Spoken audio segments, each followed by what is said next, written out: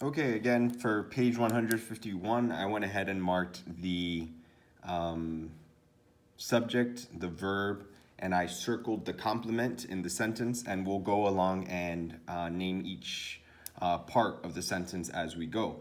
Now, your instructions say mark the following sentences and then diagram the subjects, verbs, and complements on a notebook paper.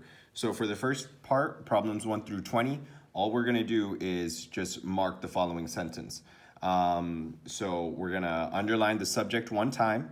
We're going to put 2 lines underneath the verb, whether action or linking.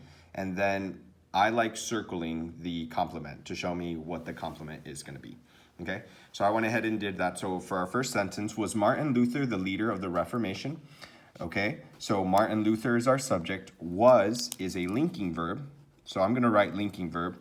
You don't have to do this, but I think it'd be wise if you did. That way, whenever you're diagramming your sentences, you know how to diagram it and you don't get confused or make a mistake. Okay, because it's a linking verb, we know that our complement is going to be a predicate nominative. Number 2, the usher seated the visitor in the 3rd row. Usher is the subject. Seated is an action verb, so I write AV. Usher seated whom? The visitor. So it is visitor that is the direct object. Next, the dog broke mother's antique vase. Dog is the subject. Broke is the action verb. So our complement is going to be a direct object. Dog broke what? Dog broke vase. Vase renames, or vase answers the question what or whom. Number 4, the little island on the map is Tahiti. Okay, island is the subject. On the map is a prepositional phrase, so our complement's not there. So island is Tahiti. Okay, so a linking verb, and that gives us a predicate nominative as our complement. Okay, make sure you are double checking your sentence. A lot of you have already done this, but I want you to make sure you have the correct words underlined and the correct complement identified, whether direct object or predicate nominative, because after this we're going to start diagramming these sentences. Or not the entire sentences, just the subject, verb, and complement. Number 5, a steamship collects 100 tons of barnacles every year. Steamship is the subject, collects the action verb. Steamship collects what? It collects tons. So because it's an action verb, my complement is a direct object. Lafayette was a general in the United States at the age of 19. So Lafayette is the subject. Was linking verb. So Lafayette was what? He was a general. So I put predicate nominative, PN. Number 7, rice is the main food for half of the world's people. Rice is the subject. Is a linking verb. And then rice is what? Rice is food. Our complement is a predicate nominative. Next, number 8, did you tell the truth? You is the subject. Did tell is an action verb. Okay, so I'm going to write AV there. And truth is a direct object. Biotin is another name for vitamin H. Biotin is the subject, is a linking verb, and name is a predicate nominative because it follows a linking verb. All right, number 10.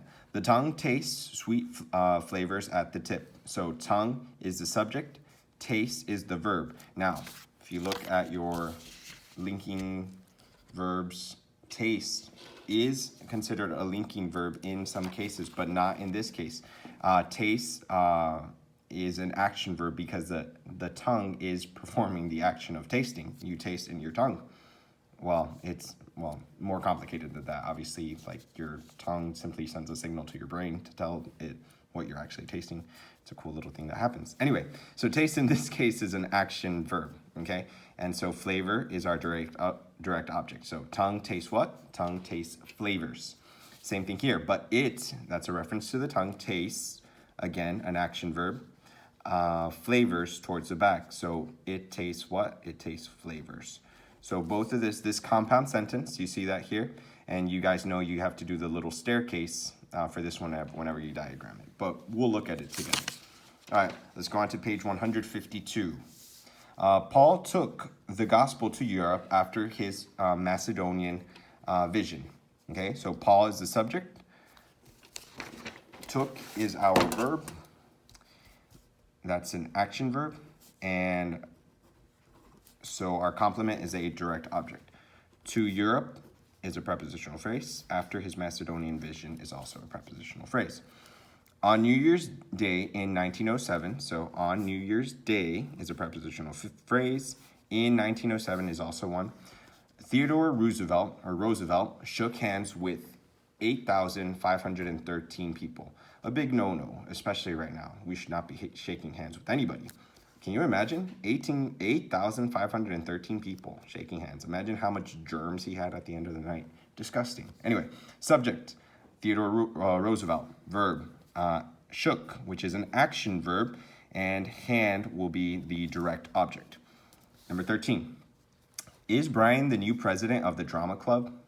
Okay, so Brian is the subject, is the verb, which is linking, and Brian is what? Brian is president of the drama club, no less. What a drama queen or king. Anyway, 14. President James Buchanan was a bachelor and his niece played the role of First Lady.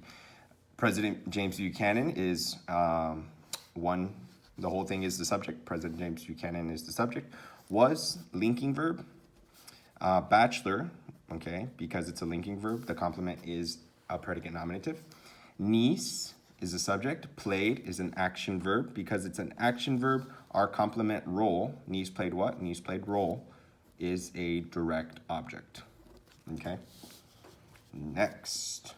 Number 15. After their missionary journey, Paul and Barnabas gave a report to the churches of their travel. So after their missionary journeys is a prepositional phrase. I'm going to set that off. My subject isn't in here. My predicate nominative and direct object will not be in here either. So Paul and Barnabas, compound subject, gave what? They gave report. Gave is an action verb. And so our complement is a direct object. Next.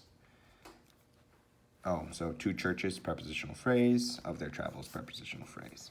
You don't have to mark all those. I just marked those so that there's no confusion. Jesus forgave Peter and used this disciple greatly in the following years. This one is going to be fun to diagram. It's going to be all weird. Anyway, so Jesus is the subject. Forgave is the action verb. And Peter is the direct object. Used is also an action verb. And disciple is the direct object. So here you have a compound verb and compound direct object. We will have fun diagramming that. Number 17, a person breathes 7 quarts of air every minute. Person is a subject, breathes an action verb, quarts direct object. Of air is a preposition, I think it's of air right there. And that would be it. Next, in warm weather is a prepositional phrase. Subject, you can guess, is an action verb. So you can guess what? You can guess temperature.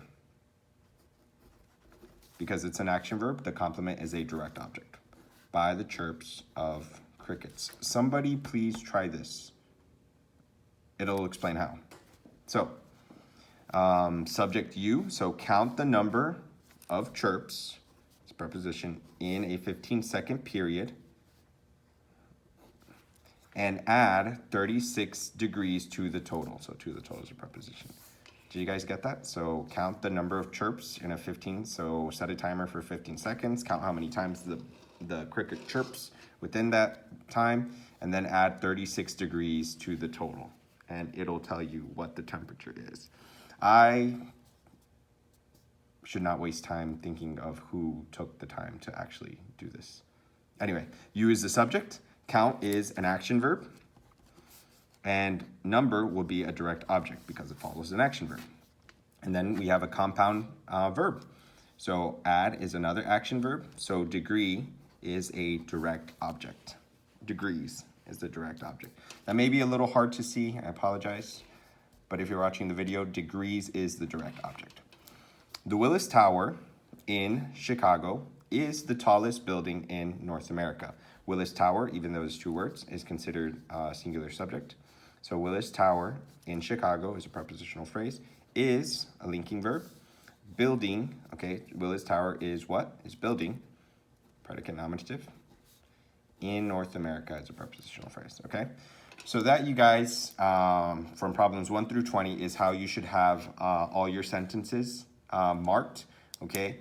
If that's not how you had your sentences marked, pause the video, go back wherever you need to go back, make your corrections, because you want to make sure you have correctly labeled your subject, verb, whether action or linking, and your complement, whether predicate, nominative, or direct object, because that's going to affect how you diagram the sentence, okay?